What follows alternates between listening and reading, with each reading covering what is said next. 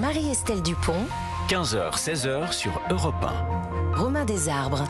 Et si on en parlait tous les jours sur Europe 1 entre 15h et 16h, 01 80 20 39 21 si vous voulez interagir, si vous voulez passer à l'antenne et échanger avec Marie-Estelle Dupont. Aujourd'hui on parle des secrets de famille et Marie-Estelle, vous vouliez revenir sur le témoignage de Yael juste avant la pause. Oui, alors juste avant la pause, Yael nous parlait de son histoire familiale très, très lourde, marquée par justement cette grossesse non désirée, cet enfant caché, placé.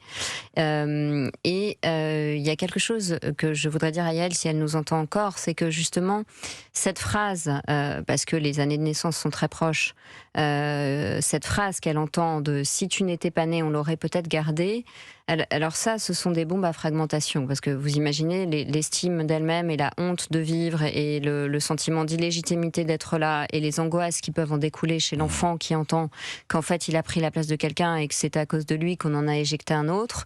Alors vous allez me dire, c'est ce qui fait que votre métier existe, Marie-Estelle. Oui, mais parfois on aimerait mieux avoir moins de travail, parce que si vous voulez, non seulement c'est totalement dévastateur, mais en plus c'est évidemment un mensonge.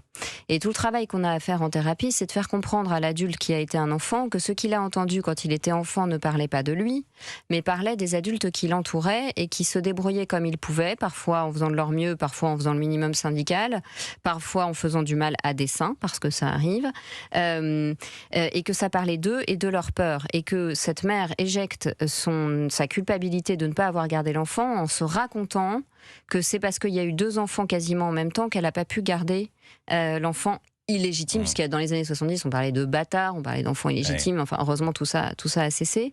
Et donc, elle éjecte sa culpabilité en se racontant une histoire où c'est parce qu'il y a eu 2 enfants qu'on n'a pas pu faire la place au premier. Donc on doit rappeler aux patients que les récits que les adultes se racontent, se construisent, ne sont pas la vérité.